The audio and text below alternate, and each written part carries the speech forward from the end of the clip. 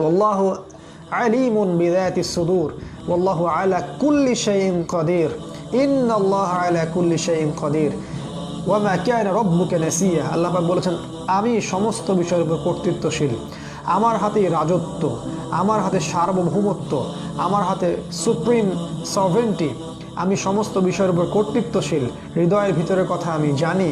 তিনি এটা বলেছেন, তাবারাকাল্লাযী বিয়াদিহিল মুলক, আমার হাতে সমস্ত ক্ষমতা। ওয়া মা কানা রাব্বুকা নাসিয়া, তোমার রব কিছুই ভুলে যাননি। নো, তোমার রব কিছু ভুলে যাননি। আমাদের রব সিরিয়ার ওই বাচ্চাদের কথা ভুলে যাননি। আমাদের রব সে আফগানিস্তানের হাজারটা ভাই এবং বোনের ইজ্জতের কথা এবং রক্তের কথা ভুলে যাননি। আমাদের ভাই উইঘুরদের কথা, আমাদের রব উইঘুরদের কথা ভুলে যাননি। নো, আমাদের রবের যে কিতাব সেখানে রোহিঙ্গাদের কথা তিনি ভুলে যাননি। নো, কখনো নয়। তিনি ইয়েমেনের হাজারটা শিশুর কথা ভুলে যাননি যাদেরকে সৌদিরা বোম্বিং করেছিল।